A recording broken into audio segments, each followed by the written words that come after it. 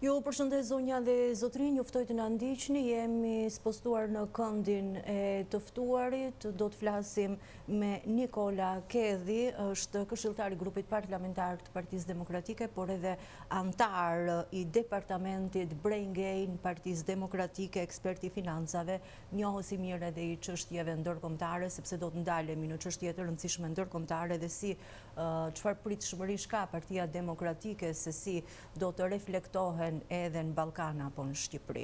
Pra, lejoni edhe njerë të përshëndes Nikola Kedhi, mirë se vjen. Përshëndetje, faleminderit për ftesën. Kedhi, po ndalem tek ngjarja që shenjoi 2026-ën, pikërisht arrestimin e presidentit, le të themi, edhe pse reagimi i ambasadorit të Shteteve të Bashkuara tani në Koreale gjatë mbledhjes urgjente të Këshillit të Sigurimit thotë se nuk është presidenti i Venezuelës. Pra, rasti Maduro, çfarë ndikimi do të ketë në Ballkan, në Shqipëri, referuar edhe deklaratës që bënte dje Berisha të përsëritur që Rama është më keq se Maduro e se një diktator më pak në arenën ndërkombëtare e lehtëson aksionin opozitar sa i takon largimit të Ramës nga pushteti. Pra, sipas Berishës nuk ka domosdoshmëri për forcat Delta amerikane, forcat Delta janë qytetarët në bulevard të cilët do të shkojnë në Surrel. Po, në rast parë unë bie dakord me ambasadorin amerikan që Maduro nuk ishte një president legjitim i Venezuelës. Nuk kanë mbajtur forca Delta që të arrestojnë një president të një vendi tjetër. Kanë arrestuar liderin e kartelit Los Soles. Kishte një mandat arresti për këtë individ dhe vajtën ekzekutuan këtë mandat arresti. Nuk ishte një president legjitim sepse ka humbur zgjedhjet në zgjedhjet e fundit që u bën në Venezuelë vitin e kaluar, ku faktua për të gjithë botën që i fitoi zgjedhjet kandidati i opozitës së bashkuar Edmundo González.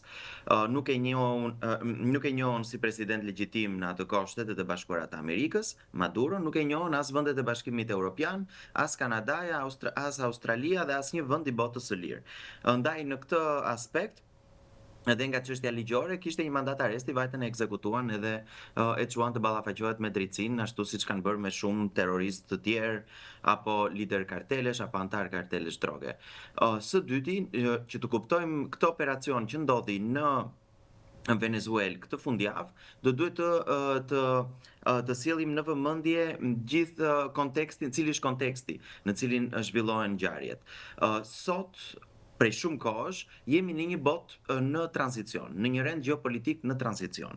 Dhe jo për shkak të presidentit Trump, por për shkak të një dobësie të perceptuar të perëndimit, një tërheqje të perëndimit, për shumë arsye, për faktor ekonomik, për faktor social, kulturor, demografik etj. Me radhë, për shkak të politikave të gabuara që janë ndjekur në perëndim prej shumë kohësh, sidomos Bashkimin Evropian, po me raste edhe në Shtetet e Bashkuara të Amerikës, dhe kjo ka bërë që të avancojnë disa shtete për të çuar përpara interesat e tyre gjeopolitike. Kina ka ambicien për të qenë forca dominuese e shekullit 21, siç në shekullin 20 ishin Shtetet e Bashkuara të Amerikës. Rusia mbase ka ambicie për të rikthyer atë zonën e influencës, disa thonë të Bashkimit Sovjetik, disa thonë të Rusisë imperiale, por gjithsesi ka një ambicie në rajonin e vet, Irani gjithashtu, Korea e Veriut dhe të tjerë vende satelite të këtyre vendeve disi më të mëdha dhe më me pesh, të cilat kanë krijuar një aleancë herë informale, herë disi më formale. Këto kanë avancuar duke kërkuar gjithmonë më tepër zona influence. Me ardhjen e presidentit Trump në pushtet, u rikthyen disa parime që kanë qenë më përpara në politikën amerikane. Presidenti Trump është i vendosur që balancën e pushtetit gjeopolitik ta mbajë në perëndim. Duke parë dhe dobësitë e Europës, është përpjekur që të zgjojë dhe Europën dhe ta bëjë atë ose t'i japi këto presionet pozitive që Europa të ndryshojë kurs, të ndryshojë rrugën që socialiste që kanë ndjekur deri tani dhe të forcohet, sepse këtë aleancë euroatlantike mbajnë këto dy shtylla, Shtetet e Bashkuara në njërin anë dhe Europa, kontinenti evropian në anën tjetër. Në këtë aspekt dhe për të shërbyer këtij qëllimi për të mbajtur balancën e pushtetit gjeopolitik në Perëndim, që kjo na bën mirë dhe ju vlen dhe interesave tona si shqiptar, presidenti Trump ka po themi 3 prioritete kryesore. E para është në hemisferën perëndimore, ka rikthyer atë që tashmë është bërë e famshme dhe njihet gjerësisht si doktrina Monroe e presidentit James Monroe në shekullin e 19. E cila thoshte në atë kohë dhe thotë sot që në hemisferën perëndimore influencën e vetme nga fuqitë e mëdha e kanë Shtetet e Bashkuara të Amerikës. Ata e trajtojnë si kopshtin e tyre, po themi si lagjen e tyre dhe nuk duan as influenca ruse, as të Hezbollahut, të Iranit, të Kinës apo influenca të tjera të cilat mund të kundërshtojnë dhe mund të dëmtojnë interesat ose sigurinë kombëtare të Shtetit Bashkuar të Amerikës.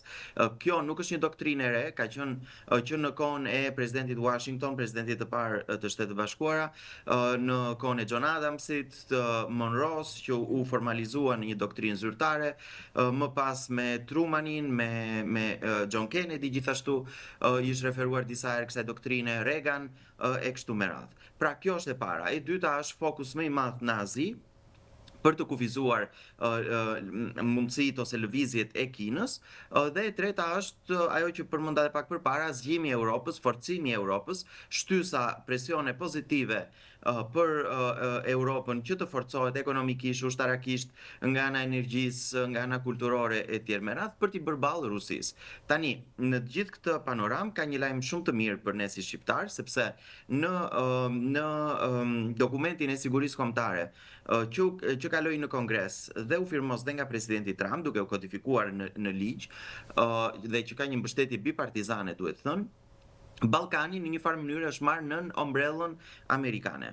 Aty përmendet shprehimisht ka një seksion për herë të parë të dedikuar për Ballkanin, ndryshe nga dokumentet e tjera të sigurisë të viteve të kaluara, dhe në këtë dokument dhe në këtë seksion për Ballkanin thuhet që nuk do tolerojnë influenca ruse, influenca kineze apo influenca të tjera kundërshtare me interesat e Shtetit Bashkuar të Amerikës në Ballkan. Ka një përpjekje për të futur dhe vendet e tjera të Ballkanit në NATO, që është një lajm shumë i mirë për Kosovën. Gjithashtu për Kosovën lajm shumë i mirë që nuk është politik e Shtetit Bashkuar ndrimi kufive dhe ata do ta pengojnë këtë gjë. Është shumë i mirë edhe fakti tjetër që ka një vëmendje për zgjedhje të lira dhe të ndershme, forcim të demokracisë, të institucioneve në vendet e Ballkanit perëndimor, duke u larguar nga politika e dështuar e stabilokracisë e viteve të Obamës dhe të Bidenit, dhe duke theksuar si demokracinë, si stabilitetin, si dy gjëra të përputhshme dhe të nevojshme në këtë rajon.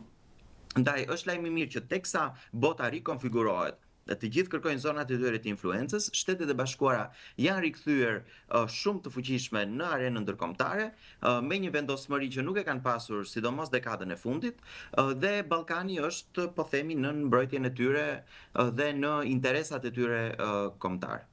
Ndalemi në Shqipëri, Kedi, sepse natyrisht na intereson në Ballkani, nuk i shohim të ndara fatet, por gjithsesi në Shqipëri, çfarë pritshmërish keni juve nga dokumenti i Kongresit Amerikan? Pra, ka nisur ky 90 ditëshi që do të ndaj shapin nga sheqeri, le të themi. Tani, Shqipëria është një vend antar i NATO-s. Dhe në një vend antar të NATO-s kemi shkuar përtej korrupsionit, nuk bëhet më fjalë për korrupsion. Te korrupsioni dikush edhe mbyll syt, edhe ka prioritete të tjera e kështu me radhë, ndërsa në Shqipëri është e kaluar kjo gjë dhe është shkuar edhe më tutje në cënimin e sigurisë kombëtare në Shqipëri dhe në cënimin e interesave amerikan në Shqipëri. Përmend këtu rastin e Akshit, po më herët rasti me Gonigal, rasti i zëvendëskryeministres Balluku, dhe janë të gjithë këto element që kanë cënuar sigurinë kombëtare amerikane. Nga ana tjetër, është elementi i karteleve të drogës, i krimit transnacional, korrupsionit në nivelet më të larta, krimit organizuar, të cilat po të shikojmë e ngarkuara me punë e ambasadës amerikane i përmend në çdo rast që gjen. Edhe në takime që nuk kanë lidhje me çështjet e sigurisë, ajo përmend kartelet e drogës, përmend krimin transnacional këtu, mbrojtjen politike që i bëhet, dhe e ka shprehur këtë në takime me çdo ministër, me çdo antar të kabinetit, me çdo përfaqësues të qeverisë shqiptare. Pra, në një farë mënyrë Shqipëria është aty ku ishte Venezuela po themi 6 muaj përpara ose 1 vit përpara, kur kishte një presion nga administrata amerikane që ata të luftonin kartelet e drogës. Me të drejtë dikush mund thotë si mund t'i luftonte kreu i kartelit Los Soles kartelet e drogës. Po Shtetet e Bashkuara po e bënin këtë presion për kartelet atje. Po bëjnë të njëjtin presion në Shqipëri. Dhe në këtë aspekt, duke marrë gjithë këto bashk, situata në Shqipëri është shumë delikate, sepse janë shkelur shumë vija të kuqe në Shqipëri për sa i përket sigurisë, për sa i përket karteleve. Janë disa raporte të Departamentit të Shtetit, është ai për klimën e investimeve në shtator të vitit shkuar, është ai për trafikimin e narkotikëve, gjithashtu në shtator të vitit kaluar, ku Shqipëria përmendet si një nga habet ose si një nga rrugët kryesore të trafikut të kokainës dhe të heroinës. Ndaj vëmendja e Shtetet e Bashkuara është e shtuar, janë 90 ditë kohë ku sekretari Rubio do duhet të monitorojë, të përpilojë një raport, ta paraqesë këtë dhe të raportojë në Kongres për sa i përket Shqipërisë, dhe kjo pastaj do të pasohet me sanksione, me mekanizma të ndryshëm që ata do gjejnë. Natyrisht SPAK-u mund të jetë një nga këto mekanizma ku Shtetet e Bashkuara kanë një farë influence, sepse duket që ka një trysni pozitive. Ndaj, për sa i përket pjesës ndërkombëtare me Shqipërinë, ka disa zhvillime që unë mendoj janë pozitive për qytetarët shqiptar. Kjo vëmendje e shtuar është pozitive për qytetarët shqiptar, sepse për shumë kohë Shqipëria ka qenë e rrethuar me një mur diplomatik të padukshëm që nuk lejonte përçimin e informacioneve në kancelaritë ndryshme perëndimore. Fal punës që ka bërë Partia Demokratike, ky mur diplomatik është shëmbur, ka një ndërgjegjësim në rritje të partnerëve ndërkombëtar dhe ka dhe një presion të shtuar të tyre ndaj qeverisë shqiptare. Tani, natyrisht, dhe unë bie dakord me zotin Berisha kur e thot, nuk do vinë forcat Delta këtu të arrestojnë askënd, sepse nuk ka nevojë e parepunës në një vend të NATO-s, po dhe me këtë qeveri, sepse mjafton një fryrje bilbili diku edhe i shikojmë pasojat, por ajo që është shumë e rëndësishme dhe unë do doja ta theksoja është që me rritjen e këtij presioni ndërkombëtar, shqiptarët duhet të ndihen më të inkurajuar që të ngrihen ata dhe të mbushin sheshet, sepse kjo është e vetmja mënyrë se si rritet presioni i brendshëm, në mënyrë që të përputhet me presionin e jashtëm që vjen.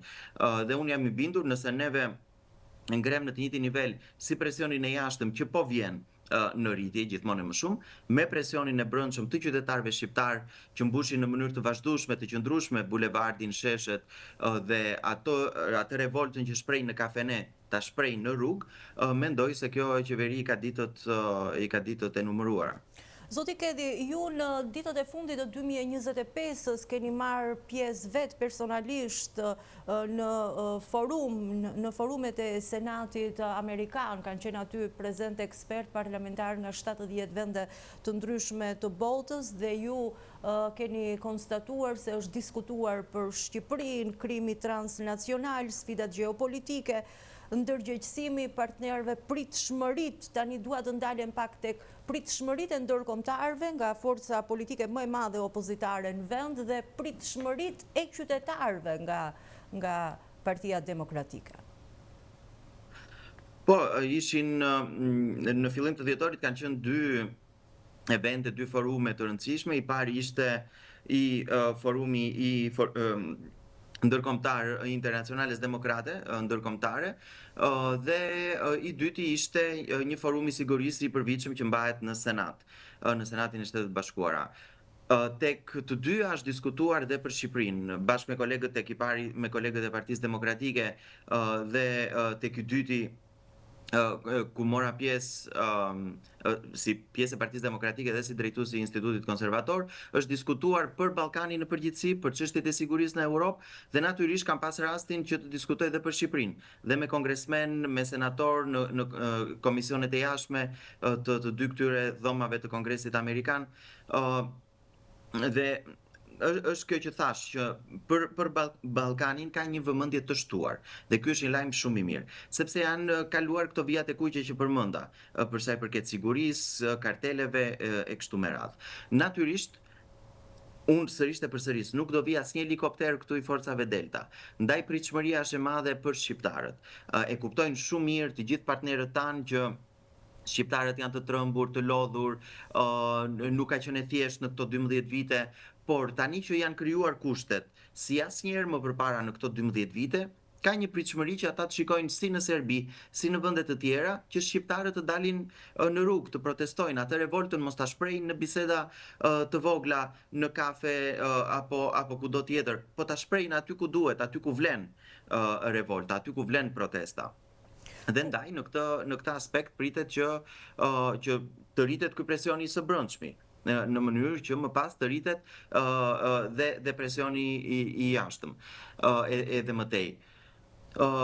Patjetër që në krye të këtyre protestave është Partia Demokratike. Mua më vjen mirë që konstatoj sërish që partneri i tyre në Shqipëri dhe mekanizmi i vetëm i ndryshimit është Partia Demokratike, si forca më e madhe e opozitës, si një forcë qeverisëse, si një forcë që i ka dhënë Shqipërisë qeverinë më të mirë që ka pasur në historinë e vet, qoftë nga ana ekonomike, me uljen e taksave, me pjesën e sigurisë, lufta ndaj bandave, krimit të organizuar në vitet 2005-2007, sidomos kur erdhi PD-ja në pushtet, shtrimi i rrugëve, futja në NATO, TAP-i që gjithashtu konsiderohet si një gjë shumë e rëndësishme që në Shqipëri kalon pa shumë vëmendje, po nga sjellsi TAP është në çështjet e sigurisë dhe jashtë dhe personi që ka lobuar për të, që është zoti Berisha, kryeministri në atë kohë, trajtohet si një gjë shumë e rëndësishme jashtë. Ndaj Partia Demokratike i ka dhënë provat në të kaluarën për një qeverisje efektive, është një partner i besuar i ndërkombëtarëve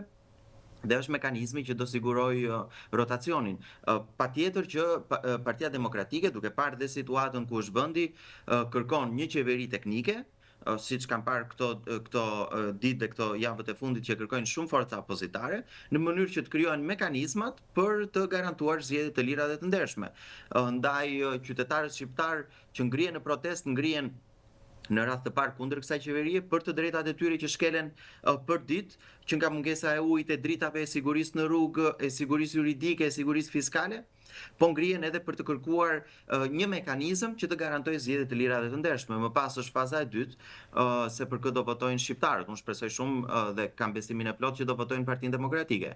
Po kjo është natyrisht një fazë e dytë që i takon pas pastrimit, po themi, të presionit mbi administratën, mbi qytetarin shqiptar, të presionit që vjen nga grupet kriminale e kështu me radhë.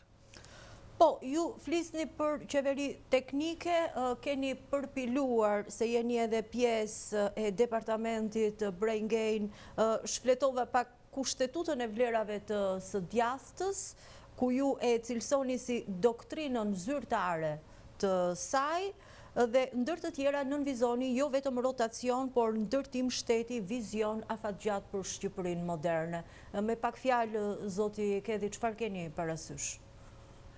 Po unë e kam pas gjithmonë bindjen absolute dhe në 2021 më vjen mirë që zoti Berisha e ndante këtë bindje që Partia Demokratike nuk duhet të ketë vetëm një program politik për 4 vitet e ardhshme apo për një numër X vitesh. Partia Demokratike, aq më tepër se një forcë e djathtë konservatore, do duhet të ketë një vizion për ndërtimin e shtetit shqiptar. Ne duhet më në fund të kalojmë këtë Rubikonin, duhet kalojmë këtë pikë të rëndësishme që mos ta fillojmë nga viti zero. Po themi nga momenti që do vi PD-ja në pushtet dhe në vazhdim. Por duhet të ndërtojmë institucione, mekanizma të cilët jenë të qëndrueshëm, të durueshëm në afatgjat. Sepse këtu çfarë ka ndodhur në 30 vite? Vinë qeverit, fillojnë nga e para, institucionet nuk qëndrojnë, administrata publike ka problemet e veta, sidomos në këtë pikë pas 13 vitesh ku jemi. Ne duhet të bëjmë atë që kanë bërë shtetet e tjera të zhvilluara. Kjo gjë bëhet duke pas parasysh disa parime, duke nisur, unë e kam shkruar dhe dje, duke vënë individin në qendër të shoqërisë shqiptare dhe jo shtetin. Shteti duhet të jetë i vogël, i limituar në ndikimin e vet që ka në jetën e individit, e di më mirë individi se si i përdor paratë e tij.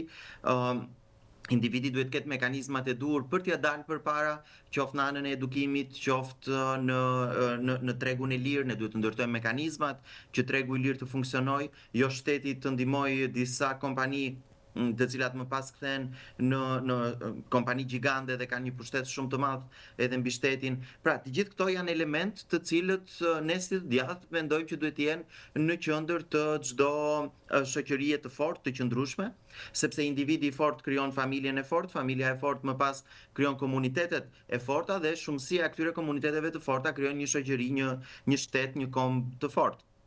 Dhe ne duhet të fillojmë të mendojmë, të artikulojmë në publik pikërisht këto elemente të cilat krijojnë një shtet të qëndrueshëm me institucione të forta, që është ajo që i ka munguar Shqipërisë në këto 30 vite, me mekanizmat e duhur për ndarjen e pushteteve, me checks and balance, pra balancën dhe kontrollin, ku njëri institucion kontrollon institucionin tjetër, në mënyrë që të evitojmë njëherë mirë që ajo që ka ndodhur këto 13 vite mos të përsëritet më, pavarësisht se kush është qeveria. Ju lexova me shumë kujdes, Kedhi, dhe ju nënvizoni mjaft edhe meritokracinë. Më lejoni t'ju pyes, si këshilltar i grupit parlamentar të Partisë Demokratike, antar i Brain Gain, keni bërë me dije edhe programin për 2026-ën, bërë me dije edhe drejtuesi i ri Ted Kopliku. A ka meritokraci në Partinë Demokratike? Unë mendoj se ka, të paktën duke folë për veten time, unë këtë gjë kam ndjer. Natyrisht, a ka probleme në Partinë Demokratike? Ka sa të duash probleme.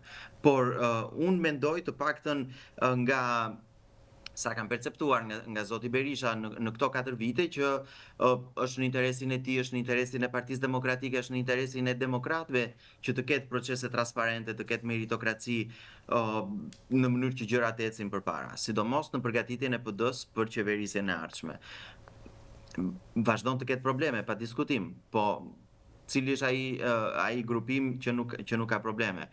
Ju përmendët departamentin Brain Gain. Unë do doja ta veçoja dhe ta cilësoja këtë gjën, sepse është një nga departamentet që meritokracinë e ka vënë në qendër të funksionimit të vet. U bën zgjedhjet për drejtuesin e ri. Mund të jetë një nga proceset më transparente që unë kam parë ndonjëherë në jetën time.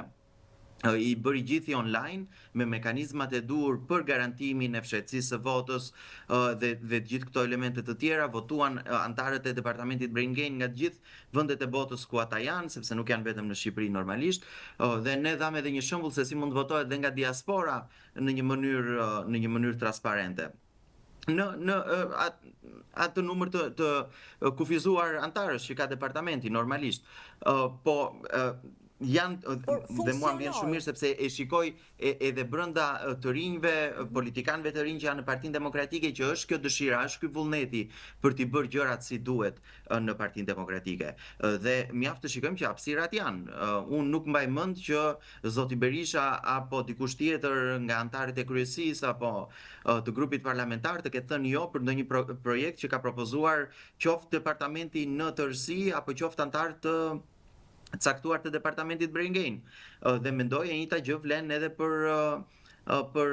departamente të tjera, për pjesë të tjera të Partisë Demokratike. Pra, hapësirat janë. Do duhet të ketë më shumë hapësirë, pa diskutim. Unë jam i bindur tek ajo shpreha një hapësirë për çdo demokrat. Dhe ne duhet ta bëjmë këtë refleksion edhe këtë reflektim edhe me veten tonë, qoftë si qytetar shqiptar, qoftë si demokrat të thjesht, që mjafton të kemi hapësirën dhe do duhet të punojmë. Jo domosdoshmërisht puna që bën çdo demokrat është e lidhur me një funksion të caktuar. Do duhet të ketë më shumë disiplinë. Për shembull, në mënyrën se si funksionojnë gjërat në të gjithë strukturën në mënyrë kapilare të Partisë Demokratike, do duhet të ketë më shumë përgjegjësi që merren edhe llogaridhënie më pas. Janë të gjithë elementë që do duhen adresuar pa diskutim. Kjo është një gjë që duket nga të gjithë, domethënë. Sa më shumë disiplinë dhe përgjegjësi të ketë, aq më mirë shkojnë punët. Po kur shikon më pas grupimet të tjera politike, qoftë nga Partia Socialiste apo grupe të tjera, që s'bëjnë as zgjedhje, nuk ka as diskutim. Në PD jemi mësuar tashmë prej vitesh, ka mendim ndryshe, ka diskutim, diku më i zëshëm, diku më pak i zëshëm, po është një parti që ka njerëz të lirë aty brenda dhe kjo është një gjë shumë thelbësore që unë mendoj do duhet ta vlerësojmë si duhet. Zoti Kedhi, ju falenderoj shumë për bisedën.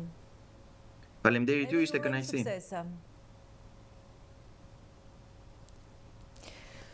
Ishte këshilltari i grupit parlamentar të Partisë Demokratike, njëkohësisht edhe antari i departamentit Brengej, diskutuam për një sër çështjesh të rëndësishme. Ju falenderojmë për vëmendjen e kushtuar.